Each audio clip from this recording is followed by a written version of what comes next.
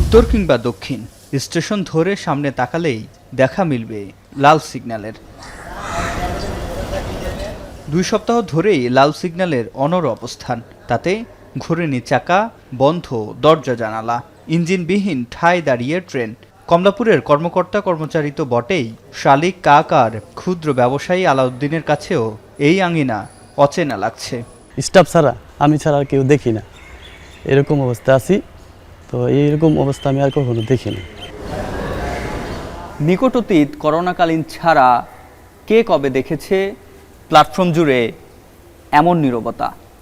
সে সময় যাত্রীবাহী ট্রেন বন্ধ থাকলেও চলেছে পণ্যবাহী ট্রেন। তবে এবার বন্ধ সকল ট্রেন চলাচল। তাতে ভোগান্তিতে পড়েছে নিয়মিত রেলপথে যাত্রা করা হাজার হাজার যাত্রী। এই রেলপথ থেকে বেঁকে তাদের গন্তব্যে পৌঁছানোর নতুন বাহন কি এখন? নিরাপদ বাহন না পেয়ে দূরপাল্লার যাত্রীরা অস্থায়ী বসবাস শুরু করেছেন রাজধানীতে। স্বল্প দূরত্ব আর শহরতলির অফিসগামীরা বেছে নিয়েছেন বাস। ট্রেনে সবসময় আসতাম, এখন ট্রেন চলে না, এখন তো বাসে যাওয়া লাগবে। নিশ্চয় এখন কষ্ট হলেও বাসে যেতে হবে, না যাওয়ার তো কোনো উপায় নেই। সেজন্য ফিরে যাচ্ছি, মহাখালী যাবো, মহাখালী যায় বাসে উঠবো।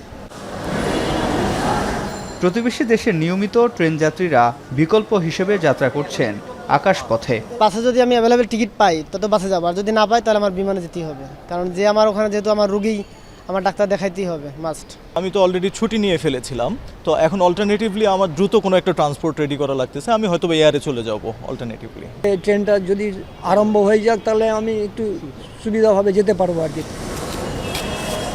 এ সময় প্রতিদিনই ঢাকা স্টেশন থেকে আশাহত হয়ে ফিরেছেন যাত্রীরা। একই অবস্থা ঢাকার বাইরের যাত্রীদেরও। আমি ভাবছিলাম যে রেলওয়ে স্টেশন খোলা, এখন আসার পরে দেখি বন্ধ।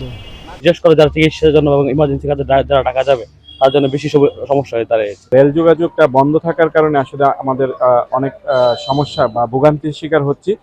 দ্রুত সময়ে ট্রেন চালু হবে আমাদের জন্য অতি মঙ্গল। জরুরি প্রয়োজনে তেলবাহী কিছু কন্টেনার, তেলবাহী লরি কিছু আমাদের ঢাকা থেকে চট্টগ্রাম, খুলনা, রাজশাহী বিভিন্ন দিকে যাচ্ছে। রেলওয়ে কর্তৃপক্ষ বলছেন 1 আগস্ট থেকে কারফিউ শিথিলের সময় স্বল্প দূরত্বে চলবে ট্রেন। কারফিউ শিথিল থাকবে এই সময়। আমরা লোকাল, মেল এক্সপ্রেস এবং কমিউটার ট্রেনগুলো আগামী 1 তারিখ থেকে চালাবো 2 দিন বা 3 দিন। তারপরে যদি পরিস্থিতি ভালো থাকে তাহলে সেক্ষেত্রে তখন আমরা ওই কারফিউ শিথিল সময়ের মধ্যেই স্বল্প দূরত্বে যদি আন্তনগর ট্রেনগুলো চালানো সম্ভব হয় সেটাও চালাবো। শুরুতে ঢাকা থেকে নারায়ণগঞ্জ, গাজীপুর ও টাঙ্গাইলে চলবে কমিউটার ট্রেন। সিফাত শাহরিয়ার, এখন ঢাকা।